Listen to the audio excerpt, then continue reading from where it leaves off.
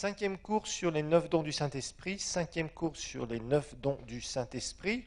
Et je vous rappelle que les dons du Saint-Esprit, eh bien, ça nous est donné par la troisième personne de la Trinité, et évidemment pour aller beaucoup plus loin, pour pouvoir accomplir la grande mission beaucoup plus rapidement, la grande mission que Jésus nous a laissée.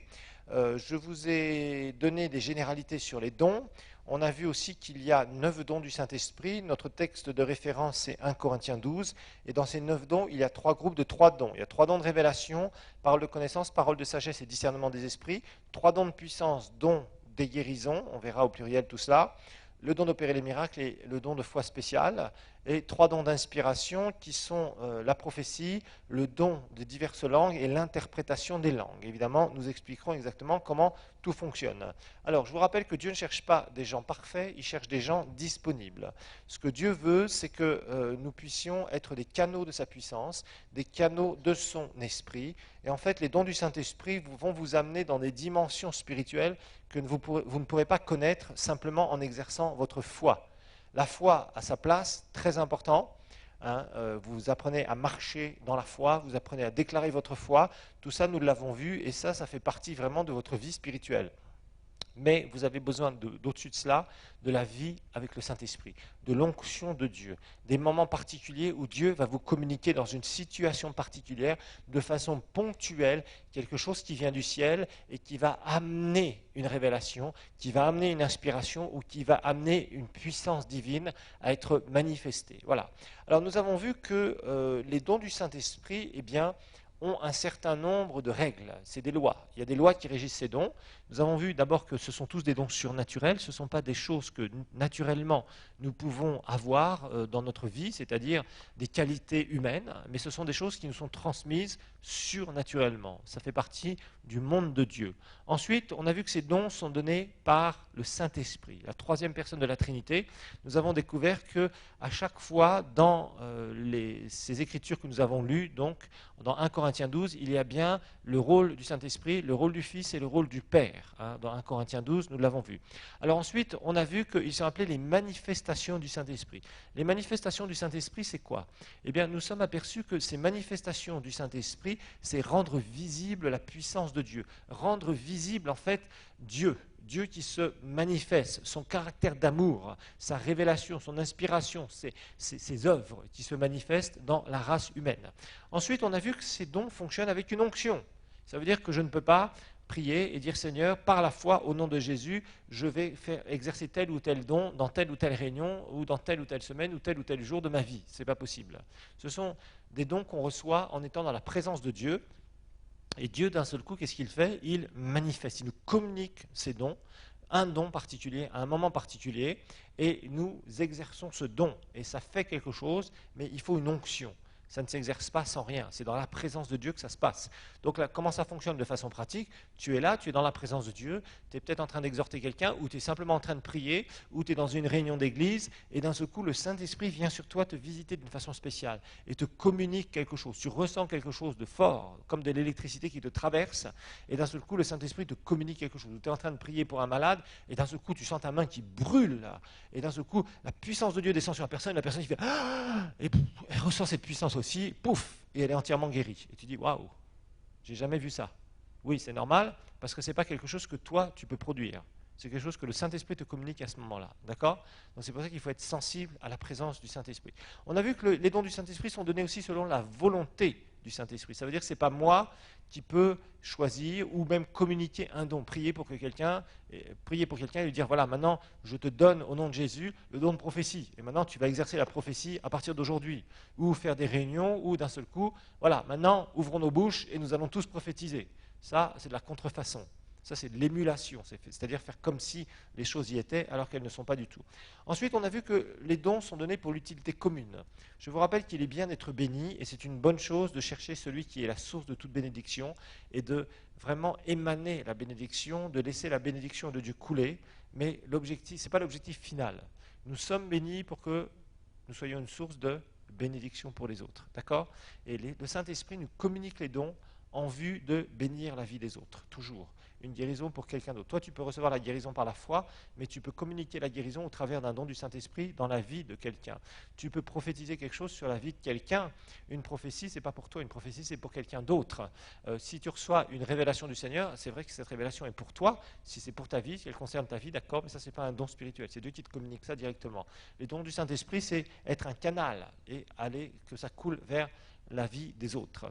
Ensuite, on a vu que les dons du Saint-Esprit proclament toujours la seigneurie de Jésus. Ça élève toujours le Seigneur Jésus et c'est lui qui en a la gloire. Ce n'est pas pour la gloire de l'homme, ce n'est pas pour élever même un homme de Dieu, ce n'est pas pour élever quelqu'un qui est dans l'État ou quoi que ce soit d'autre, ou une personne humaine, mais c'est toujours pour élever le Seigneur, jamais pour élever des gens. Jamais pour élever les humains. Un jour, nous aurons notre récompense, mais pour l'instant, Dieu nous demande de marcher dans une humilité totale. L'humilité est d'une grande valeur si vous voulez exercer les dons du Saint-Esprit. Ensuite, on a vu qu'il y a diverses sortes de dons, diversité. Donc il y a 9 dons différents, nous l'avons vu.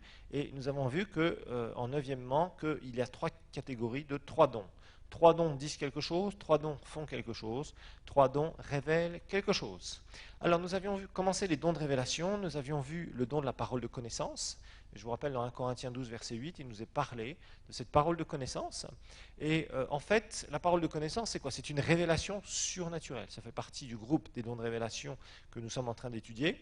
Et c'est une révélation surnaturelle sur quoi? Sur une situation passée et ou présente. Je vous rappelle, c'est une portion de la connaissance de Dieu. Dieu nous donne une portion de sa connaissance. D'un seul coup, nous révèle quelque chose sur une situation. Dieu connaît toutes choses et parfois il nous communique. Et rappelez-vous que tout ce qui est révélation, ça s'impose à nous, ça ne se cherche pas. Tu ne peux pas jeûner et prier en disant « Seigneur, donne-moi 3 révélations aujourd'hui ». Ça ne marche pas comme ça. Faites jamais ça, je vous assure. Je vous ai fait une leçon la dernière fois là-dessus. C'est très dangereux de faire ça. Vous allez vraiment vous attirer tout ce qu'il faut, toute l'ambiance spirituelle pour que des esprits sataniques, des esprits qu'on appelle familiers, viennent dans votre vie et commencent à vous parler dans votre tête jusqu'à temps que vous soyez convaincus que c'est Dieu qui vous parle, alors que ce n'est pas Dieu qui vous parle. Et vous allez décrire certaines situations qui sont vraies, mais ça ne sera pas dans l'esprit avec l'onction de Dieu. Et ces esprits de tromperie vous amèneront vers un naufrage et amèneront d'autres vers un naufrage, croyant que c'est Dieu. Il y a beaucoup de gens qui pensent que certaines choses sont de Dieu et qui ne sont pas du tout de Dieu. Je vous rappelle que le surnaturel n'est pas forcément de Dieu. Et qu'il faut apprendre les règles spirituelles qui permettent au surnaturel de Dieu uniquement de pouvoir se manifester. Mais tout ce qui est surnaturel n'est pas de Dieu. Ça peut venir du diable. Et croyez-moi, le diable sait très bien faire de la contrefaçon et tromper des gens qui ouvrent des portes pour se laisser tromper, se laisser mettre, permettre à des mauvais esprits, des oppressions spirituelles. Je ne parle pas de possession ici, je parle d'oppression, c'est-à-dire des esprits sataniques qui viennent oppresser votre vie. Vous pensez être dans le vrai, vous pensez prier des bonnes choses et vous priez des choses qui sont complètement fausses. Vous forcez le monde spirituel de Dieu en essayant de forcer Dieu à vous donner des choses, et finalement, ce sont ces esprits de tromperie qui commencent à prendre la place de Dieu dans votre vie. Faites attention parce que j'ai vu ça plus d'une fois dans la vie de certains chrétiens qui planaient dans les choses spirituelles, et certains se sont retrouvés malheureusement avec des mauvais esprits, et après il a fallu vraiment les délivrer, croyez-moi. Je vous ai donné un exemple au dernier cours.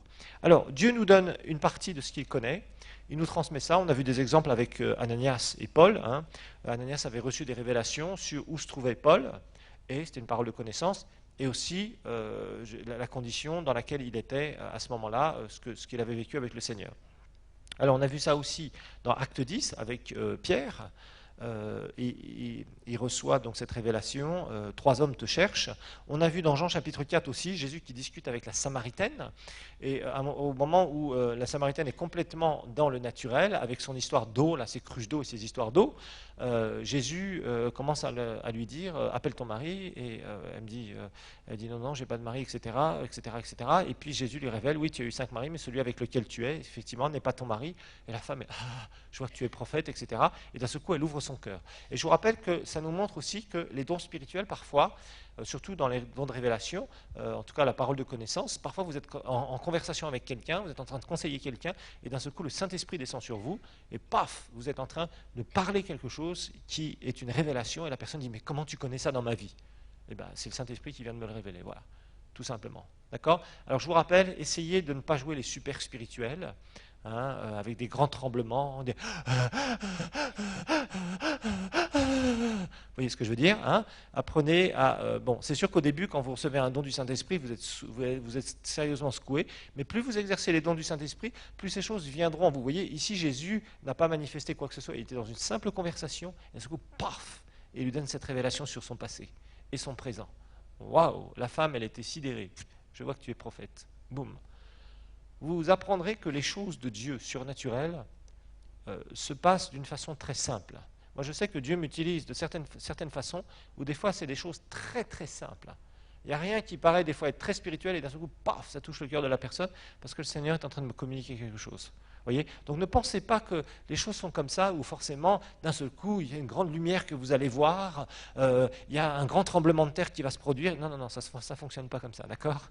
Souvent, Dieu va vous communiquer un don, et d'un seul coup, vous allez le donner, et ça va toucher la race humaine. L'important, ce n'est pas comment vous recevez le don, l'important, c'est que vous soyez un canal du Saint-Esprit, et que la race humaine soit touchée, c'est tout, c'est le reste, et que vous ne vous glorifiez pas. Alors on a vu des paroles de connaissance dans l'Ancien Testament, un serviteur qui était découragé, qui a été encouragé par une parole de connaissance, Élie, qui pensait qu'il était tout seul, et qui a passé par un moment extrêmement difficile. Une parole de connaissance pour dénoncer les hypocrites, le fameux Géasi, qui se retrouve planté par son péché. La parole de connaissance utilisée pour dévoiler aussi les plans de l'ennemi dans 2 Rois 6 avec Élisée. Et la parole de connaissance aussi pour retrouver quelque chose de perdu avec le prophète Samuel, qui va dire ça à Saül. Alors ensuite, nous avions vu la parole de sagesse, et la parole de sagesse, nous avons vu que ce n'est pas la sagesse naturelle. C'est une parole, c'est une révélation sur l'avenir. Donc, ça va amener des prédictions, c'est-à-dire des choses que Dieu va révéler pour l'avenir, pour la destinée de quelqu'un, pour la destinée d'un groupe de personnes, ça peut être d'une église, d'un ministère, etc., etc., etc. Et on a vu que cette révélation était quelque chose de très particulier, mais qu'elle a aussi des règles. Là, je suis en train de vous expliquer des règles spirituelles. Je vous ai dit d'abord que ça n'avait rien à voir avec la sagesse naturelle. La Bible nous dit de prier si nous manquons de sagesse dans Jacques, mais ce n'est pas la parole de sagesse, ça. La sagesse, je dirais qu'on reçoit, c'est le bon sens, c'est savoir vraiment faire la bonne chose au bon moment dans une situation pour apporter des solutions. Mais ce n'est pas une révélation.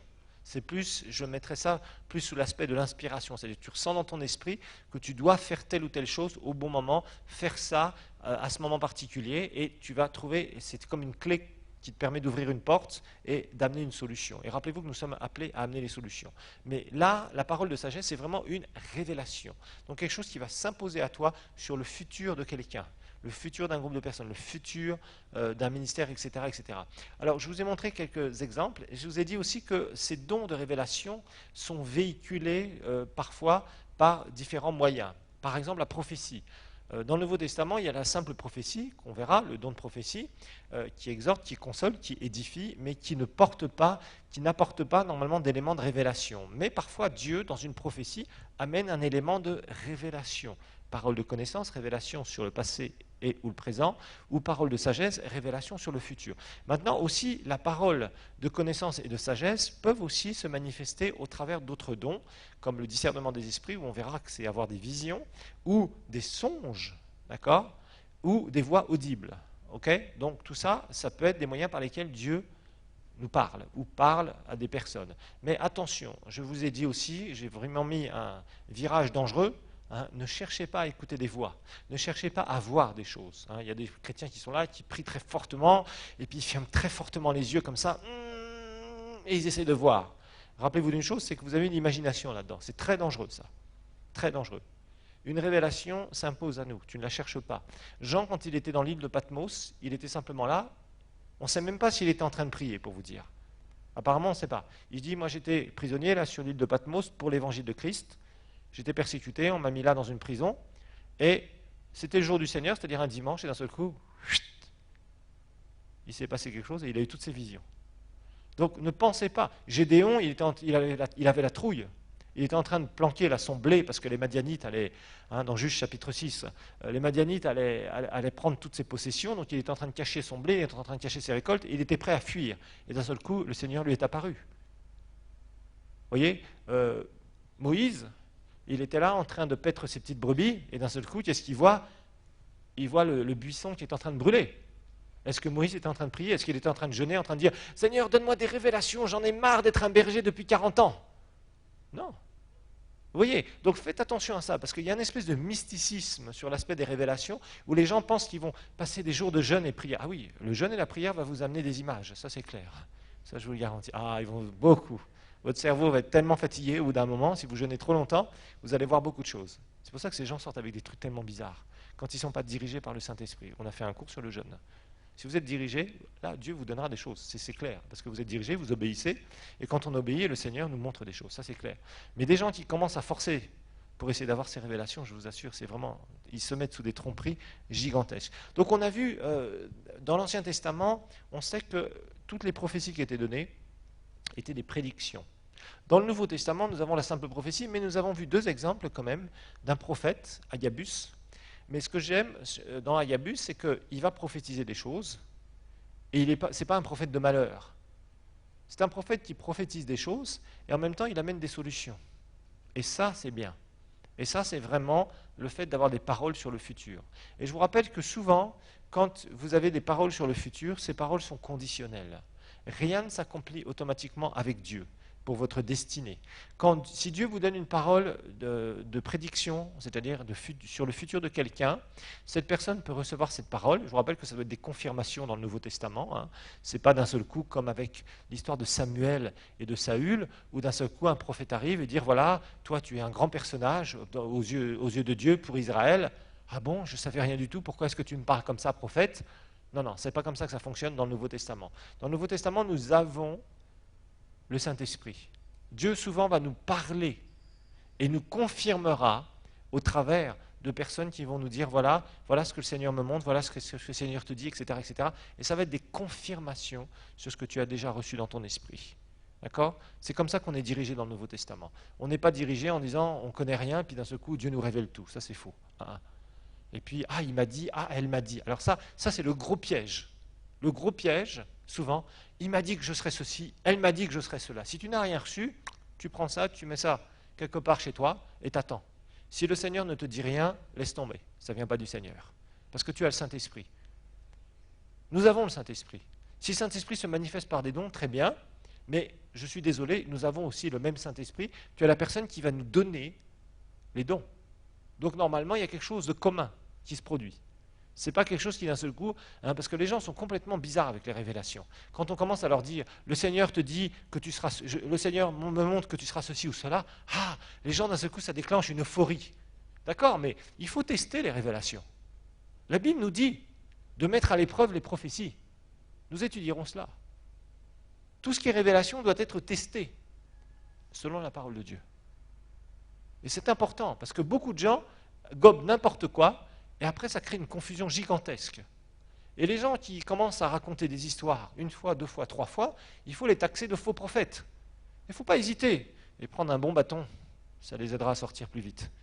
Alors nous allons voir maintenant le troisième don, le don de discernement des esprits. Il ne faut pas hésiter à chasser des gens qui essayent de manipuler les autres avec des mauvais esprits ou avec des intentions de soutirer des biens, de l'argent, etc., ou de manipuler ça. Inacceptable. Le don de discernement des esprits.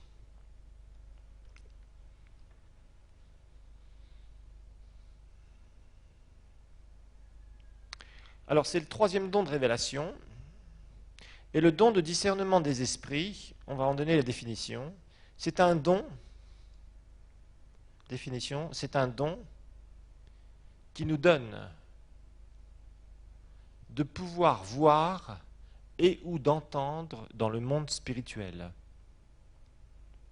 C'est un don qui nous permet, donc, de pouvoir voir et ou d'entendre dans le monde spirituel.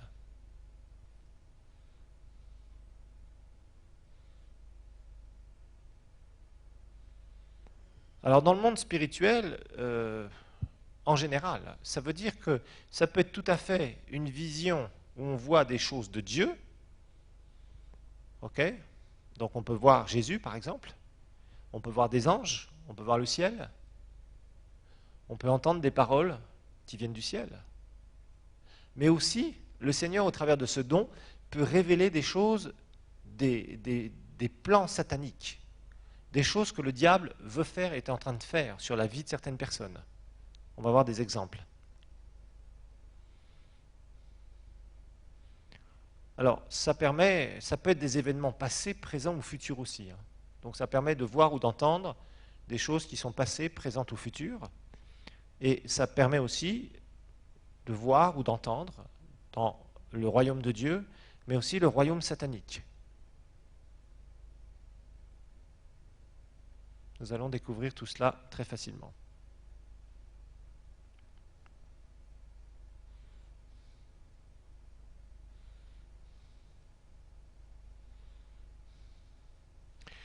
Alors, le don de discernement des esprits a souvent été confondu avec quelque chose où les gens disaient c'est le don de discernement des démons.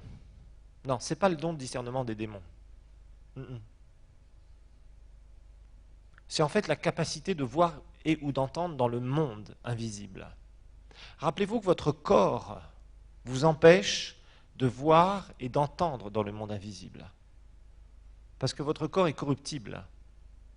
Depuis la chute d'Adam et Ève, l'héritage que nous avons reçu, entre autres, c'est le fait que le monde invisible, le monde, je dirais, spirituel, est devenu un monde invisible pour l'homme. Pour Adam et Ève, le monde spirituel n'était pas un monde invisible. C'était un monde visible pour eux. C'était un monde qu'ils entendaient aussi. Le fait d'avoir hérité de la chute, le corps que nous avons, c'est un corps corruptible, un corps mortel, hérité de la chute. Ça ne permet plus à l'homme qui avait été créé à l'image de Dieu de pouvoir voir le monde spirituel ou d'entendre dans le monde spirituel. Par contre, il y a un don qui s'appelle le don de discernement des esprits qui nous permet justement d'avoir cette capacité surnaturelle, alors selon la volonté de l'esprit. Donc vous avez bien compris maintenant que tout ce qui va être voix audible, tout ce qui va être vision, ça va être une des manifestations de ce don-là, bien évidemment. C'est ce don-là qui va se manifester à ce moment-là. Quand il y a une vision, quand il y a une voix que quelqu'un va entendre, eh bien, obligatoirement, une voix audible, je m'entends, pas dans son cœur, une voix audible, comme si quelqu'un de l'extérieur parlait, eh bien, à ce moment-là, c'est une manifestation du don de discernement des esprits. Alors, on peut voir, par exemple, il y a plusieurs exemples. Regardons dans Ésaïe chapitre 6.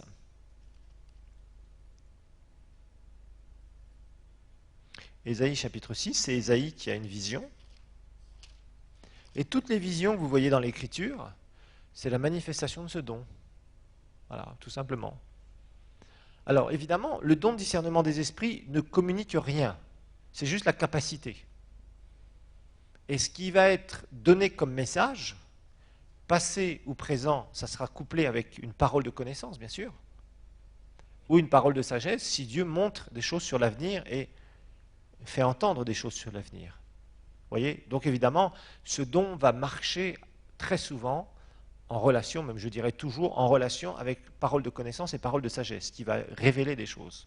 Alors il est dit, chapitre 6, verset 1, l'année de la mort du roi Osias, je vis le Seigneur assis sur un trône très élevé, donc je vis, voir, et les pans de sa robe remplissaient le temple. Des séraphins se tenaient au-dessus de lui, ils avaient chacun 6 ailes, 2 dont ils se couvraient la face, 2 dont ils se couvraient les pieds, 2 dont ils se servaient pour voler. Ils criaient l'un à l'autre et disaient, donc il a entendu, Saint, Saint, Saint est l'Éternel des armées, toute la terre est pleine de sa gloire. Là, Isaïe va voir, il va entendre. Il va avoir une vision. Bon, Moïse, dans Exode 33, Exode 33,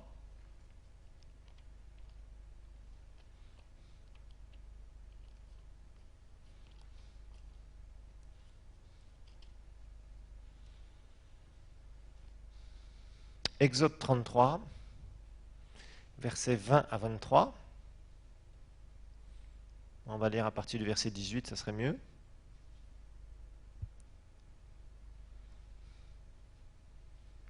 Exode 33, 18 à 23. Il est dit, Moïse dit, fais-moi voir ta gloire. C'est-à-dire, je veux te voir. L'Éternel répondit, je ferai passer devant ta face toute ma bonté, et je proclamerai devant toi le nom de l'Éternel. Je fais grâce à qui je fais grâce, et j'ai compassion de qui j'ai compassion. Il ajouta, tu ne peux pas voir ma face, tu ne pourras pas voir ma face, car l'homme quoi, ne peut me voir et vivre, à cause de notre corps mortel. C'est pour ça que le jour où nous mourrons, c'est là où nous pouvons aller au ciel. Notre corps, je vous rappelle, c'est l'enveloppe, la maison où nous vivons, et c'est là où c'est ce qui nous empêche de voir Dieu face à face. Le jour où tu mourras, ton esprit et ton âme sortent de ton corps, tu vas au troisième ciel, et à partir du moment où tu sors de ton corps déjà, tu verras le monde angélique, et tu verras, après tu vas au ciel directement, et c'est là où tu vois la gloire de Dieu face à face. L'Éternel dit, voici un endroit près de moi, tu te tiendras sur le rocher, quand ma gloire passera, je te mettrai dans un creux du rocher, je te couvrirai de ma main, jusqu'à ce que j'ai passé. Puis je retirerai ma main, et tu me verras par derrière, mais ma face ne pourra être vue. Et en fait, Moïse, dans un autre passage, Dieu lui avait dit, eh bien en fait, tu verras une représentation de moi, mais tu ne me verras pas face à face, ce n'est pas possible. Donc évidemment, ici, dans ce don, Dieu va nous montrer, révéler une partie, certaines choses qui nous permettra de voir, d'autres choses que nous ne pourrons pas voir et ou entendre. Alors bon, toute vision en général, toute vision est une manifestation de ce don, bien évidemment. L'apôtre Jean, dans l'Apocalypse, va avoir une succession de visions. Il va avoir ce don en manifestation pendant qu'il va voir tout ce qu'il voit. Et tout ce qui va lui être communiqué comme révélation, passé, présente et ou future, ce sera manifestation en même temps de la parole de connaissance et de la parole de sagesse. Voilà. C'est comme ça donc que ça fonctionne. Alors, en fait, quand on parle de discerner, discerner, ça veut dire percevoir, ça veut dire voir. D'accord? C'est ça que ça veut dire discerner, c'est ce sens ici. Discerner, ça veut dire percevoir, ça veut dire voir.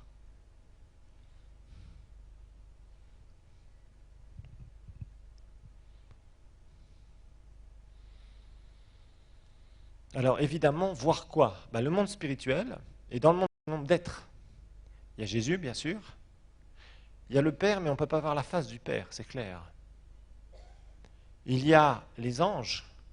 Il y a aussi les mauvais esprits. D'accord?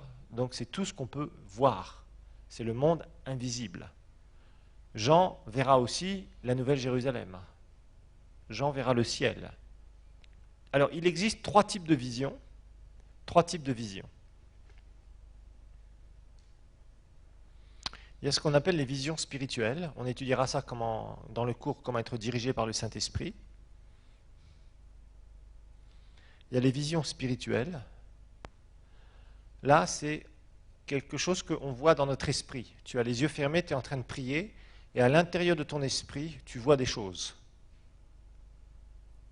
Par exemple, Béni-Hinn, souvent, quand il exerce la guérison divine, il explique, quand l'onction est sur lui, il dit, c'est comme si, quand je ferme les yeux, c'est comme s'il y a une télévision, et je vois des grosseurs disparaître, je vois des jambes rallongées, je vois des cancers guéris, et j'ai juste à dire ce que je vois. Et c'est comme ça que les gens sont guéris, très souvent. Ça, c'est ce qu'on appelle une vision spirituelle. Moi, ça m'est arrivé une seule fois dans ma vie, ça, de voir quelque chose comme ça dans mon esprit. Ensuite, il y a les visions ouvertes. Les visions ouvertes, tu es là, il y a tout le monde naturel qui est autour de toi, et d'un seul coup, un ange peut apparaître, ou Jésus peut venir te visiter. Kenneth Hagin raconte plusieurs fois des expériences qu'il a eues comme ça, des visitations d'anges. Et dans une vision ouverte, vous voyez, je dirais, tout le naturel, vous le voyez encore. Mais d'un seul coup, vous voyez en plus le monde spirituel que Dieu veut vous montrer. Un ange qui vient et qui vous donne un message. Donc à chaque fois que quelqu'un, par exemple, quand Corneille va voir l'ange, dans Acte 10, eh bien c'est exactement la manifestation de ce don. Il voit un ange. Lorsque Gédéon va voir le Seigneur, parce qu'en fait il verra l'ange de l'Éternel, vous avez compris que dans l'Ancien Testament, c'est des Christophanies, vous l'avez étudié, ou théophanies, apparition de Dieu le Fils avant son incarnation. Et c'est cette expression qu'on voit régulièrement dans l'Écriture, l'ange de l'Éternel, dans l'Ancien Testament. Et c'est Christ qui apparaît, mais ce sont des apparitions de Dieu le Fils avant son incarnation, bien évidemment. Et là, le Seigneur parle. Il dit l'ange de l'Éternel, et après l'Éternel dit l'Éternel, l'Éternel, l'Éternel. Donc c'est bien Dieu qui apparaît, Dieu le Fils qui apparaît sur la terre à ces moments-là. Alors, les séraphins, les chérubins, les archanges, l'armée des cieux en général, ça c'est clair. Et parfois, il y a des gens qui ont vu Satan, l'ennemi, et aussi des légions de démons, ou des démons. Ça, c'est clair. Donc le discernement des esprits va vous aider à voir qu'est-ce qu'il y a derrière aussi certaines situations.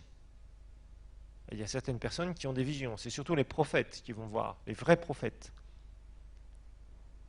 Parfois, qui vont voir que derrière telle situation, eh bien, il y a un mauvais esprit. Alors, vision ouverte, donc vous voyez tout, et d'un seul coup, il y a le monde spirituel qui vous apparaît.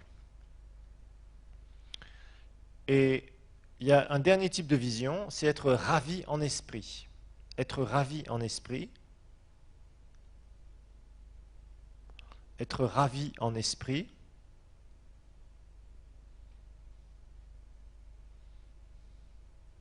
À ce moment-là, c'est carrément l'expérience que Paul décrivait dans 2 Corinthiens 12, quand il disait « Je connais un homme, il y a X années, etc., a été ravi en esprit, si ce n'est dans son corps ou hors de son corps, je ne sais. » Et apparemment, tous ceux qui ont fait cette expérience, comme Jean, comme Paul et comme d'autres personnes dans l'histoire de l'Église, Kenneth Hagin a fait cette expérience aussi, eh bien, ils se sentent, ils se voient au-dessus de leur corps comme s'ils mouraient en quelque sorte, mais ils ne meurent pas.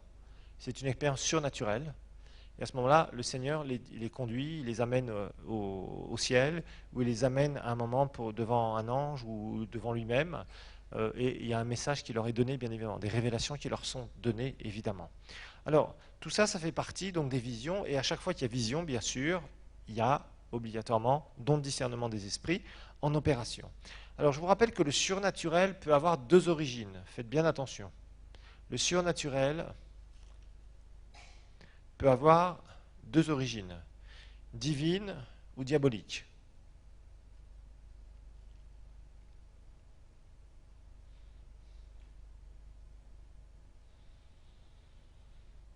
Et parfois, Dieu nous révèle certaines choses pour nous aider. Et parfois, le monde satanique nous est révélé pour qu'on puisse bien sûr le déjouer.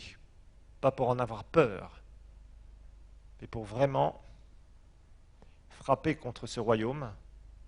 Et parfois, on a besoin de ce genre de révélation. Regardez dans Acte 16, verset 16. Et là, il est difficile de savoir ce que Paul avait reçu comme don.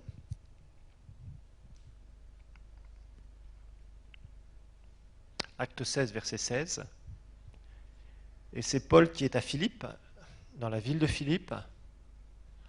Et il va se passer quelque chose dans son ministère.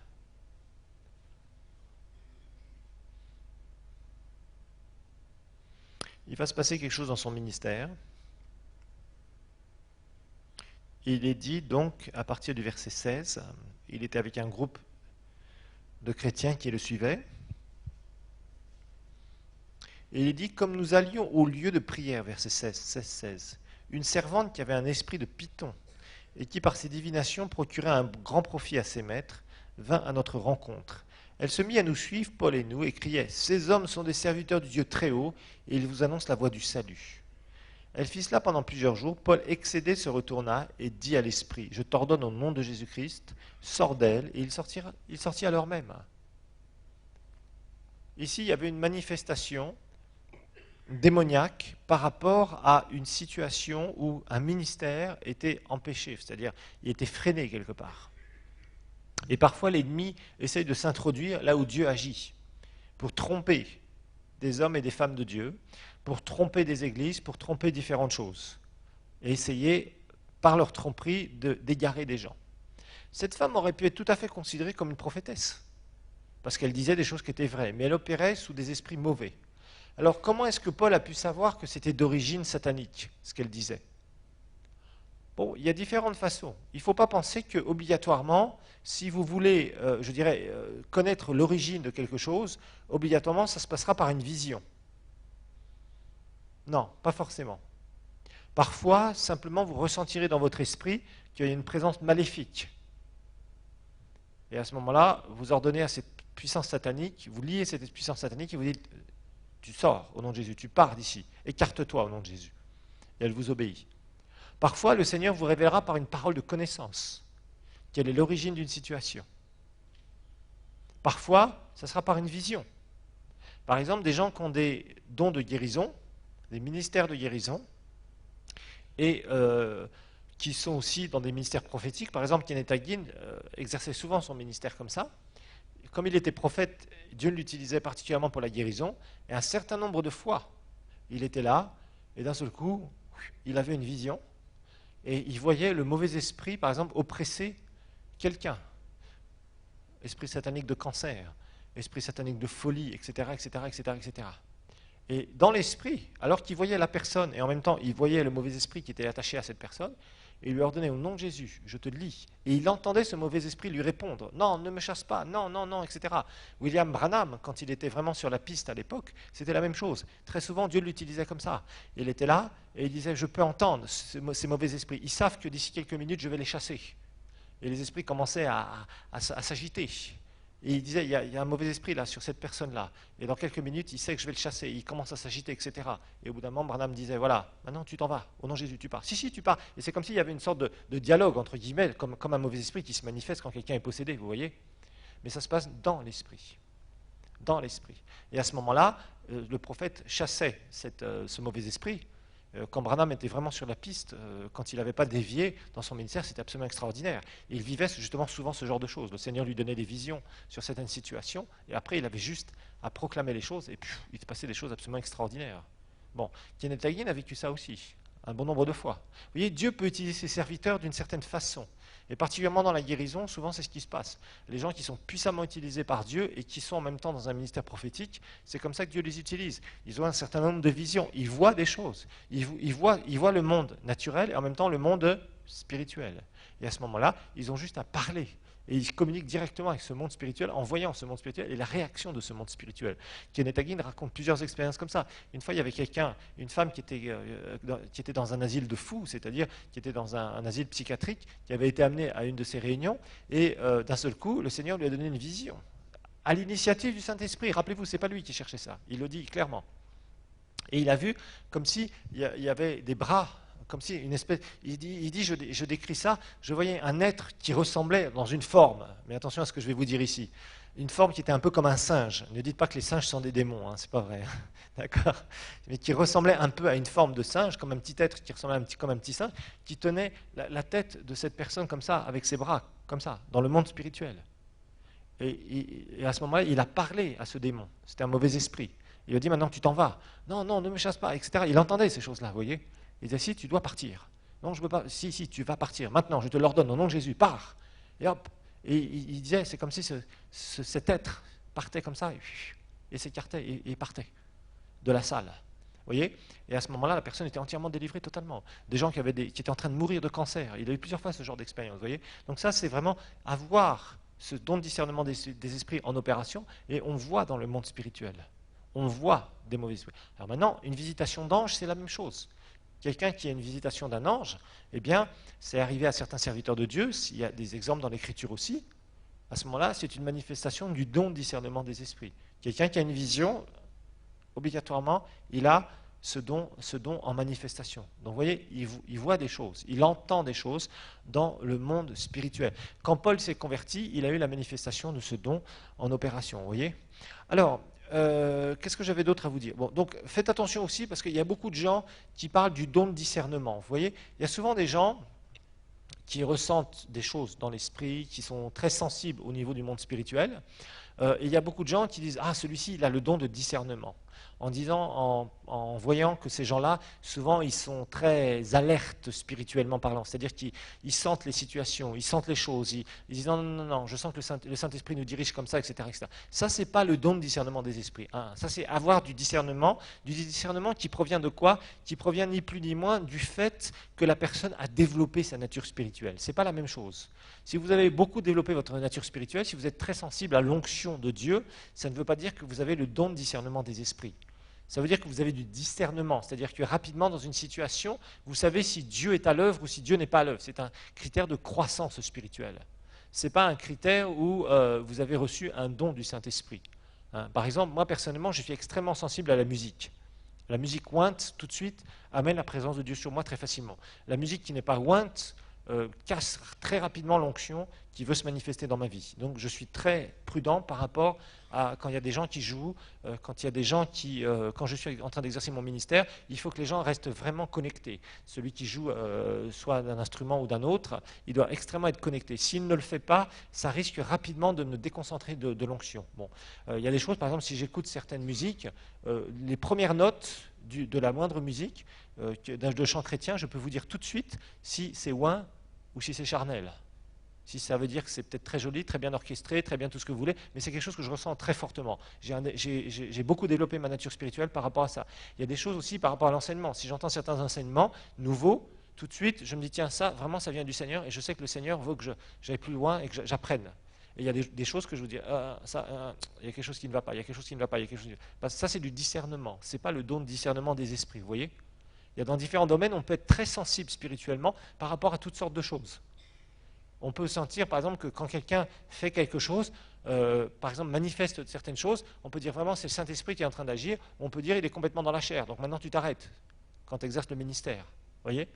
Ça, c'est du discernement. Ça, ce n'est pas le don de discernement des esprits. Ce n'est pas la même chose. Donc, il faut faire attention, parce que souvent, les gens disent « Ah, celui-ci, il a le don du discernement, etc. etc. » Non, non, non. Ce n'est pas le don du discernement des, comment dire, c'est pas discerner, être sensible au monde spirituel. C'est pas la même chose. Le don de discernement des esprits, c'est vraiment ce qui vous permet de voir ou d'entendre dans le monde spirituel. Voilà. Alors, il y a certains chrétiens aussi qui pensent que le don de discernement des esprits, c'est de discerner les fautes chez les autres, les péchés des autres. Alors, ce n'est pas le cas.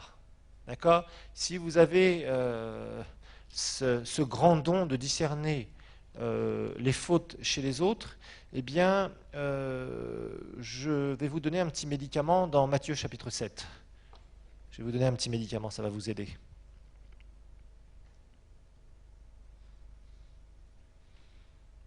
Hein, si vous avez ce grand don de discernement du péché ou des fautes des autres, voilà le médicament. Chapitre 7 de Matthieu nous dit « Ne jugez pas afin de ne pas être jugés, c'est du jugement dont vous aurez jugé qu'on vous jugera, de la mesure dont vous vous mesurez qu'on vous mesurera. Pourquoi vois-tu la paille qui est dans l'œil de ton frère et ne remarques-tu pas la poutre qui est dans ton œil? Ou comment dis-tu à ton frère, laisse-moi ôter la paille de ton œil, alors que dans ton œil il y a une poutre? Hypocrite, ôte premièrement la poutre de ton œil, alors tu verras comment ôter la paille de l'œil, dans l'œil de ton frère. » D'accord ? Voilà, donc si vous avez le discernement des fautes et des péchés des autres, voilà, Matthieu 7 doit vous guérir. D'accord ? Il n'y a pas de don de Dieu pour aller chercher et fouiller dans la vie des autres. D'accord ? Ça s'appelle du jugement. Ça s'appelle du jugement. Ok ? Donc c'est important parce que vraiment il y a des gens qui font tout et n'importe quoi. Et c'est vraiment, je dirais, c'est vraiment triste. Il y a certains endroits où on met des systèmes de KGB et de CIA dans les églises, et c'est honteux. Il faut que les gens apprennent à grandir. Ça ne sert à rien de mettre un joug sur les gens en fouillant dans la vie, en se surveillant les uns des autres. La Bible n'a jamais dit de se surveiller les uns les autres dans le sens de chercher les fautes les uns chez les autres. Elle a dit de nous aimer les uns les autres, d'accord ? Et de faire attention, et si ton frère tombe, relève-le et ne viens pas essayer de chercher ses fautes et partout d'aller raconter ça sur la radio-trottoir internationale, d'accord ? Donc il faut vraiment faire la différence.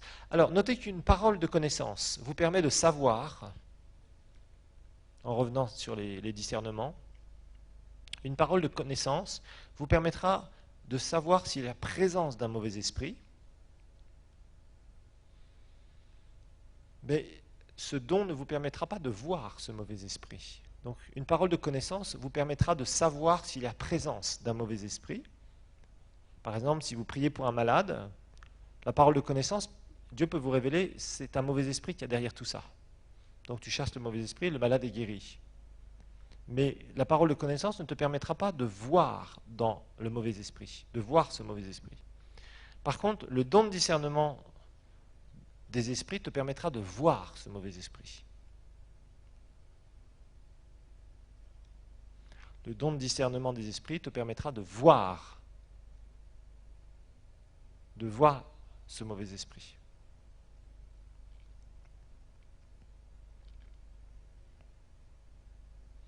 En fait, ce don, notez que ce don nous permet de voir, au-delà de la sphère où nous avons été créés. Ce don nous permet de voir au-delà de la sphère où nous avons été créés.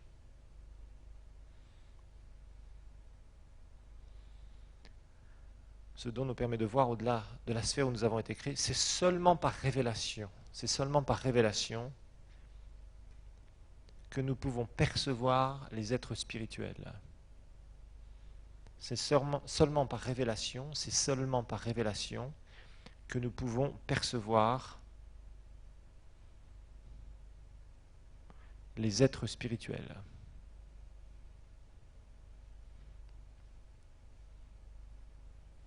Donc, vous ne pourrez rien voir sans la manifestation de ce don. C'est super important de le comprendre. Ne cherchez pas à faire travailler votre imagination, ne cherchez pas à fermer les yeux très fort, ne cherchez pas à faire toutes sortes de choses. Si vous recevez une vision, croyez-moi, le Saint-Esprit viendra avec puissance vous visiter et vous n'y serez pour rien. Vous n'y serez strictement pour rien. Ok? Voilà pour ce cours.